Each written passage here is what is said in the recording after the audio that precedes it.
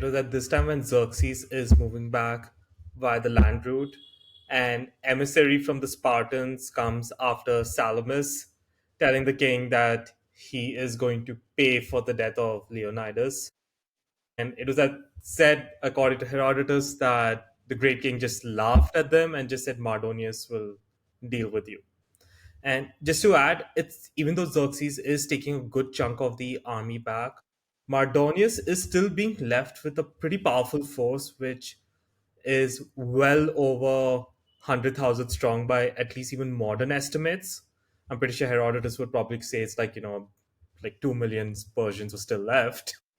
But it is a strong force. And if I'm not mistaken, he also has the immortals with him. So that is a big statement that at least Xerxes is wanting his general to succeed by leaving the elite core of the Achaemenid army with him.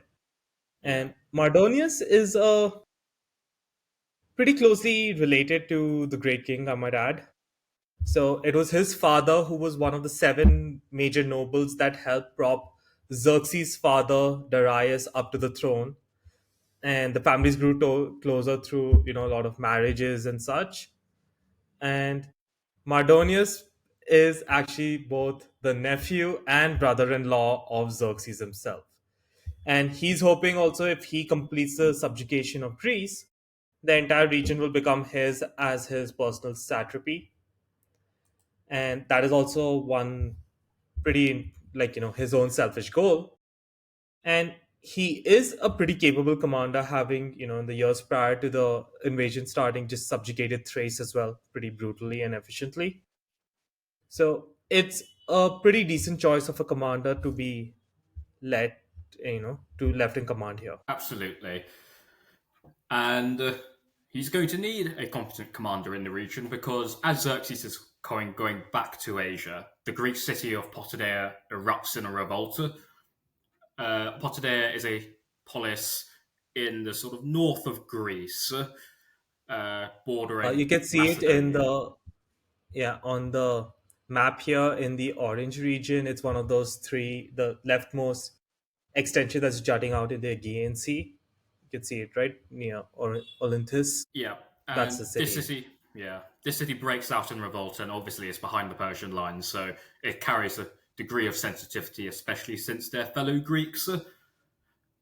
The good news is that that Mardonius has a capable lieutenant by the name of Artabazus, and he manages to besiege Potidea and put down the revolt.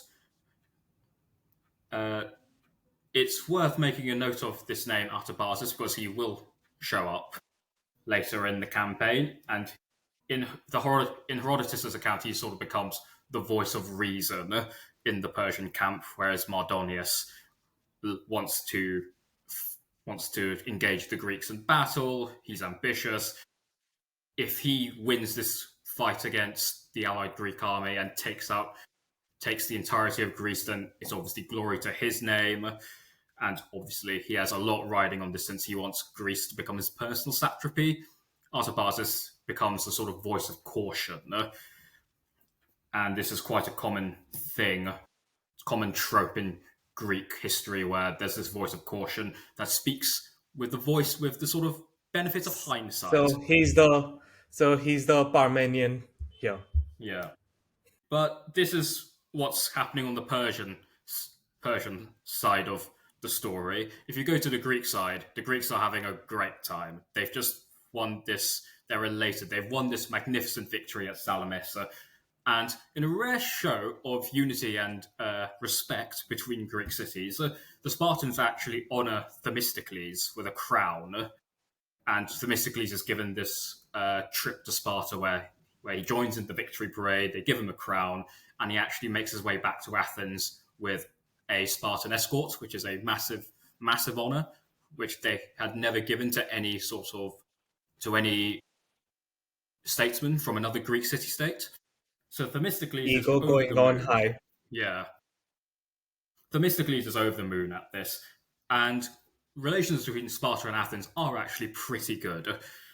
They actually agree a battle plan for the next season's campaign, where the Greek fleet under the Spartans, under another Spartan admiral. This time, the other second king of Sparta, Leotychides.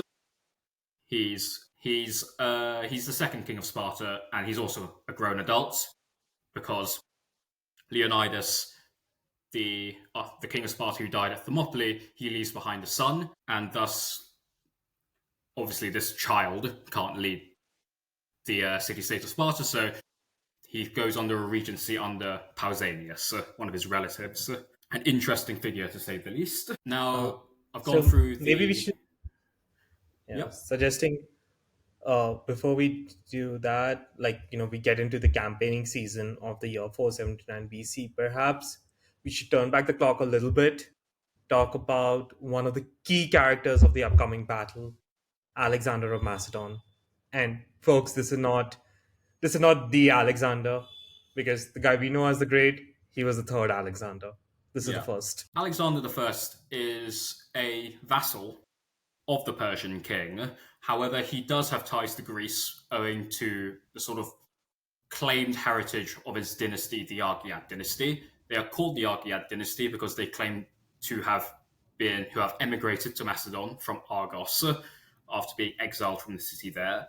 And it's based on this that they sort of claim Greek relations and Greek heritage, and it becomes the sort of basis for Macedon's future participation in the Olympic Games. Keep in mind, most Greek for the audience, most Greeks regarded the Macedonians as barbarians. They said that these guys are not Greeks, and to the ancient Greeks, anyone who's not part of, like, Greece, right? Or maybe you could just like say the Ionians and all are still part of them. Everyone else are barbarians. So Macedonians, Thracians, Persians, they're all barbarians. Carthaginians, Phoenicians, all barbarians. Yeah, and it's important to sort of remember that barbarians, barbaroi, are just non-Greeks. They are not savages. So plenty of Greeks are perfectly happy working together with barbarians when it suits their own interests. So you have Greek tragedians and Greek philosophers going to the courts of Macedon because it's a kingdom and Macedon has quite a lot of gold inside of it. So if you want to sort of gain prestige as a sort of court musician or court historian, then you're Or not just going to get turn paid. down. Yeah, if you're not going to turn down an offer from the Macedonian king, basically, even though he's a barbarian. And this willingness to work with barbarians and sort of receive them will end up playing a crucial role in the following events of the campaign.